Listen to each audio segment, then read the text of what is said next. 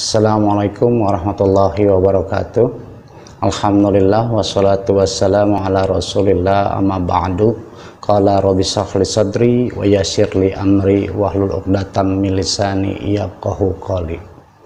Adik-adik sekalian, pada saat ini kita memasuki materi pertemuan ke-6 dengan tema agama dan ilmu pengetahuan. Pengertian ilmu merupakan kata yang berasal dari kata alima ya'lamu ilman, yang berarti tahu atau mengetahui. Dalam bahasa Inggris, ilmu biasanya dipadankan dengan kata science, sedangkan pengetahuan dengan knowledge. Dalam bahasa Indonesia, kata science umumnya diartikan dengan ilmu, tetapi sering juga diartikan dengan ilmu pengetahuan. Meskipun secara konseptual mengacu pada makna yang sama. Ilmu adalah pengetahuan tentang suatu bidang yang disusun secara bersistem menurut metode-metode tertentu yang dapat digunakan untuk menerangkan gejala-gejala tertentu di bidang pengetahuan. Ilmu memang mengandung arti pengetahuan, tetapi pengetahuan dengan ciri-ciri khusus, yaitu yang tersusun secara sistematis atau menurut Muhammad Hatta, pengetahuan yang didapat dengan jalan keterangan disebut dengan ilmu. Adapun syarat-syarat ilmu ada beberapa macam, ya. Sifat ilmiah sebagai persyaratan ilmu banyak terpengaruh paradigma ilmu-ilmu alam yang telah ada terlebih dahulu. Nah, syarat-syaratnya ilmu itu, satu, harus objektif. Ilmu itu harus memiliki objek kajian yang terdiri dari satu golongan masalah yang sama sifat hakikatnya, tampaknya dari luar maupun bentuknya dari dalam. Objeknya dapat bersifat ada atau mungkin ada karena masih harus diuji keberadaannya. Yang kedua, metodis. Metodis adalah upaya yang dilakukan untuk meminimalisasi kemungkinan terjadinya penyimpangan dalam mencari kebenaran. Yang ketiga, sistematis. Dalam perjalanannya mencoba mengetahui dan menjelaskan suatu objek, ilmu harus terurai dan terumuskan dalam hubungan yang teratur dan logis sehingga membentuk satu sistem yang berarti secara utuh, menyeluruh, terpadu, dan mampu menjelaskan rangkaian sebab akibat yang menyangkut objeknya. Yang keempat adalah universal. Keberadaan yang hendak dicapai adalah kebenaran universal yang bersifat umum, tidak bersifat tertentu. Contohnya, semua segitiga sama kaki bersudut 180 derajat. Karena universal merupakan syarat ilmu yang keempat, belakangan ilmu-ilmu sosial menyadari kadar keumuman atau universal yang dikandungnya berbeda dengan ilmu-ilmu alam yang mengingat objeknya adalah tindakan manusia. Karena itu, untuk mencapai tingkat universalitas dalam ilmu-ilmu sosial harus tersedia konteks dan tertentu pula. Kedudukan ilmu pengetahuan dalam Islam. Di dalam Islam ada kewajiban menuntut ilmu. Sebagaimana dijelaskan, manusia diciptakan lebih sempurna dibandingkan dengan makhluk ciptaan Allah yang lainnya. Kesempurnaan manusia dibandingkan dengan makhluk lain tersebut adalah dengan pemberian akal pikiran dalam penciptaannya. Akal inilah yang dapat membedakan manusia dengan makhluk yang lainnya.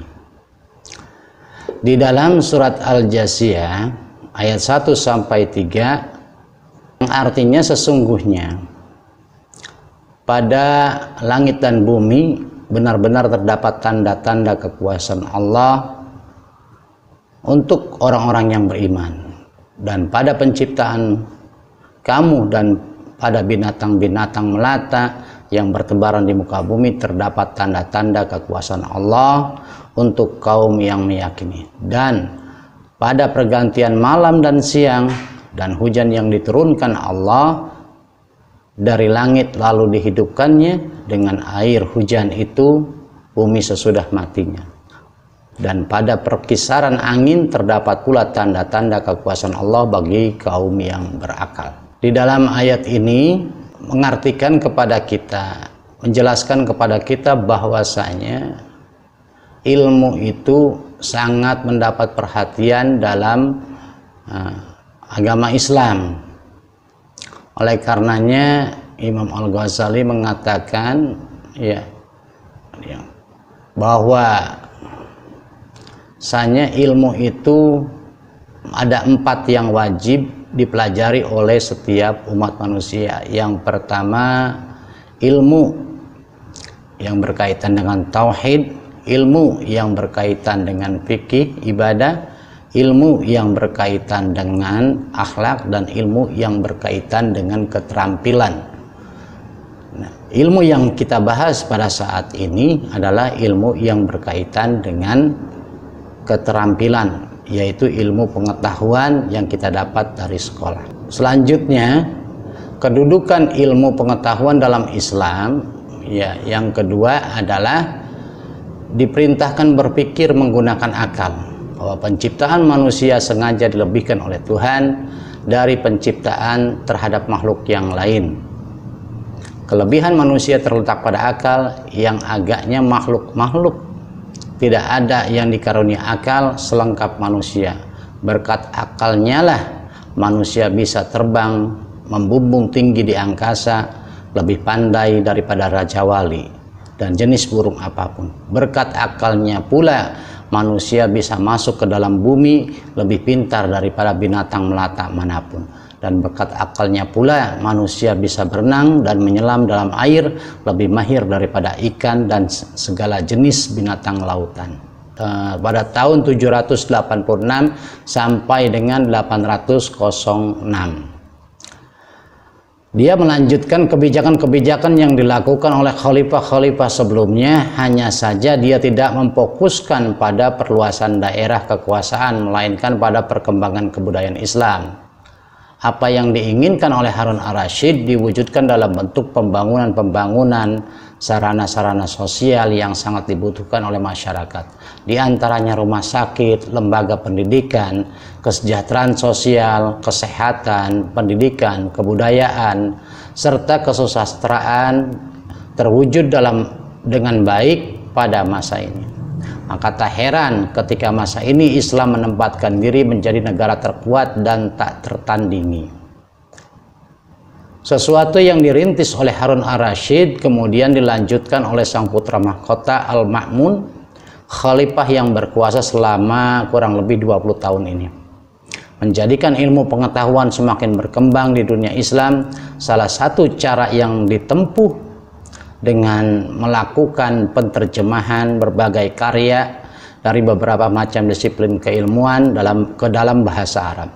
Cara-cara yang dilakukan ini cukup efektif karena orang Islam akan dengan mudah mempelajari berbagai ilmu pengetahuan sebelumnya yang tidak ditemukan dalam Islam. Semisalnya ilmu filsafat, ilmu logika, dan lain sebagainya. Sehingga muncullah pada periode ini beberapa filosof muslim seperti Al-Kindi dan Al-Farabi. Yang kedua, perkembangan pengetahuan pada masa Bani Umayyah di Andalusia. Bani Umayyah pertama kali didirikan oleh Muawiyah bin Abdul Sufyan melalui politik arbitrase masa keemasan Daulah Umayyah ketika dipimpin oleh Khalifah Umar bin Abdul Aziz. Hanya saja perkembangan ilmu pengetahuan dan sains pada masa ini masih belum tampak pada periode-periode ini, sampai akhirnya Daulah Umayyah hancur setelah direbut oleh Bani Abbasiyah. Ketika semuanya keturunan Bani Umayyah dibunuh dan satu yang berhasil lari ke Spanyol yaitu Abdurrahman. Nah, bermula dari inilah perkembangan Islam di Andalusia cukup pesat. Perhatian pemerintah pada ilmu pengetahuan cukup terasa. Abdul Rahman adalah seorang pemimpin yang terpelajar dan berwibawa, amat berminat di bidang kesastraan. Karena begitu cintanya pada ilmu, ia mendirikan satu tempat khusus di dalam istananya yang diberi nama Darul Madaniyat untuk kegiatan kesusastraan. Yang kedua, perkembangan pengetahuan pada masa Bani Umayyah di Andalusia. Bani Umayyah pertama kali didirikan oleh Muawiyah bin Abdul Sufyan melalui politik arbitrase masa keemasan Daulah Umayyah ketika dipimpin oleh Khalifah Umar bin Abdul Aziz. Hanya saja perkembangan ilmu pengetahuan dan sains pada masa ini masih belum tampak pada periode ini, sampai akhirnya Daulah Umayyah hancur setelah direbut oleh Bani Abbasiyah. Ketika semuanya keturunan Bani Umayyah dibunuh dan satu yang berhasil lari ke Spanyol yaitu Abdurrahman. Nah, bermula dari inilah perkembangan Islam di Andalusia cukup pesat. Perhatian pemerintah pada ilmu pengetahuan cukup terasa. Abdul Rahman adalah seorang pemimpin yang terpelajar dan berwibawa, amat berminat di bidang kesastraan. Karena begitu cintanya pada ilmu, ia mendirikan satu tempat khusus di dalam istananya yang diberi nama Darul Madaniyat untuk kegiatan kesusastraan dan untuk kalangan wanita Andalus. Setelah masa Abdurrahman, penggantinya adalah seorang pemerintah yang menitik beratkan di bidang ilmu pengetahuan. Jasa beliau sangat besar di antara penyebaran bahasa Arab dan melemahkan bahasa asing di seluruh semenanjung Iberia atau Spanyol dan Portugal. Beliau menjadikan bahasa Arab sebagai lingua franca dalam hubungan antar bangsa pada zamannya dan zaman berikutnya.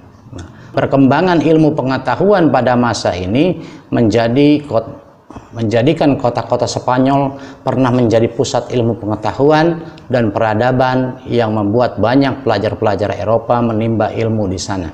Andalusia sudah mengetahui bahwa matahari sebagai pusat tata surya, sedangkan saat itu bangsa Eropa masih memperdebatkan teori geosentris, Ptolemeus atau bumi sebagai pusat edar. Betapa jauh peradaban Andalusia. Pada saat itu Andalusia merupakan sebuah pusat pendidikan. Kota-kota seperti Toledo, Sevilla, Granada, dan Cordoba adalah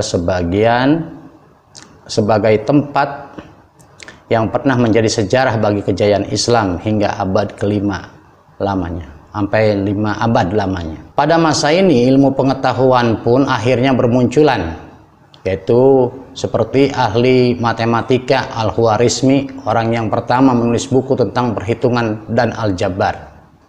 Ahli kedokteran Al-Kindi, penulis buku ilmu mata, dan Ar-Razi atau Ar-Raziz, penulis buku kedokteran.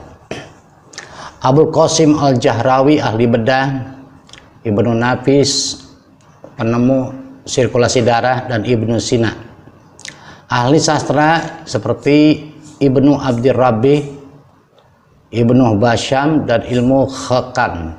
Ahli hukum politik, ekonomi, astronomi Ibrahim bin Yahya An-Naqas, petemu gerhana dan pembuat teropong bintang modern.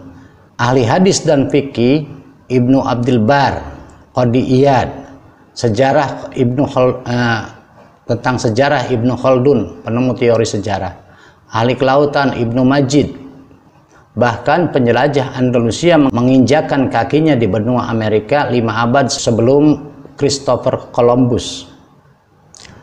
Menurut George Shelton, seorang penulis History of Science, membagi tiap abad dalam selang waktu periode 50 tahunan dan mengaitkan masing-masing periode tersebut dengan tokoh ilmuwan yang paling menonjol dalam selang waktu tersebut. Tampak dalam tulisan selama 350 tahun atau 3,5 abad, sains dimonopoli oleh ilmuwan Islam berkebangsaan Arab, Turki, Afghanistan, dan Persia. Mereka adalah para ilmuwan dalam bidang ilmu matematika, kedokteran, fisika, astronomi, dan kimia. Selain itu, selain ahli di bidang ilmu sains, mereka juga sangat memahami ajaran agama dengan baik, sehingga mereka sangat taat dalam menjalankan ajaran agama. Di samping itu, pada umumnya mereka juga ahli di dalam bidang ilmu sosial, ilmu sains secara rangkap, penguasaan lebih dari satu cabang ilmu sains, yang merupakan karakteristik ilmuwan yang sangat langka di zaman modern ini. Seperti contoh-contoh para ulama-ulama yang memang ahli ilmu pengetahuan ya pada masa Andalusia, dan juga ahli agama Ibnu Hayyan, atau di Eropa dengan kata Zaber atau Jeber. Beliau adalah seorang ahli filosof dan logika yang bekerja di bidang fisika dan kedokteran. Namun selain itu beliau juga memiliki keahlian yang luar biasa di bidang kimia. Beliau juga mahir dengan perkara prosedur pemisahan zat kimia seperti kristalisasi, destilisasi, kalsinasi, ekstrasi, dan lain sebagainya. Yang kedua, Al-Khwarizmi. Di Eropa dikenal dengan nama algoritma. Beliau sangat terkenal dalam ilmu hitung dan aritmetika atau ilmu deret, yang merupakan bagian dari ilmu matematika. Beliau memiliki sebuah buku yang sangat terkenal, yaitu Al-Jabar wal Muqabalah, yang terkenal di Eropa. Adapun bentuk karya beliau yang fenomenal antara lain algoritma, atau dalam bahasa Indonesia dikenal dengan algoritma, yang dapat diartikan secara umum sebagai urutan langkah yang harus ditempuh dalam memecahkan suatu permasalahan. Algoritma merupakan jantung ilmu informatika dan komputer. Jadi dasar ilmu komputer pada dasarnya ditemukan oleh Al-Khwarizmi. Maka tanpa kehadiran beliau dalam percaturan dunia sains, sudah pasti dapat diketahui tidak akan ada teknologi komputer di zaman modern ini tanpa jasanya Al-Khwarizmi yang menemukan angka 0 pada tahun 768 Masehi sampai dengan 840 Masehi. Al-Kindi, atau lebih dikenal dengan Al-Kindus, beliau seorang ahli filosof, namun juga memiliki keahlian di berbagai macam bidang sains, kimia, fisika, geografi, kedokteran, matematika. Karya-karya beliau yang fenomenal terdapat dalam bidang ilmu sains adalah dalam bidang optika geometrik. Sebenarnya beliaulah ilmuwan pertama yang membahas hukum pemantulan cahaya sebelum disempurnakan dengan sebuah persamaan matematis oleh matematikawan berkebangsaan Belanda Wilbrod Snellius pada tahun 1621. Al-Kindus telah berhasil menemukan hukum pemantauan cahaya yang berbunyi sudut datang sama besarnya dengan sudut pantul, di mana penemuan beliau merupakan dasar ilmu penemuan dan perkembangan alat-alat optik di zaman-zaman selanjutnya, termasuk di zaman modern saat ini, seperti teropong, teleskop, kacamata, proyektor, mikroskop, lup, dan lain sebagainya. Demikian adik-adik sekalian, untuk lebih lengkapnya Anda bisa membaca slide tentang tokoh-tokoh Islam yang sangat berjasa dengan ilmu pengetahuan pada saat zaman modern seperti sekarang ini, dan Anda bisa baca slide-slide ini atau literasi yang telah diberikan di dalam pertemuan 6 ini. Mudah-mudahan kita bisa memahami tentang perkembangan sejarah ilmu pengetahuan dalam Islam, dan sehingga kita tahu bahwa jasa-jasa umat Islam dalam ilmu pengetahuan sangat memberikan jasanya kepada perkembangan ilmu pengetahuan. Itu artinya Islam sangat memperhatikan ilmu pengetahuan. Itu saja yang dapat saya sampaikan. Mudah-mudahan ada hikmahnya. Wallahul muwaffiq ila aqwamit thoriq. Wassalamualaikum warahmatullahi wabarakatuh.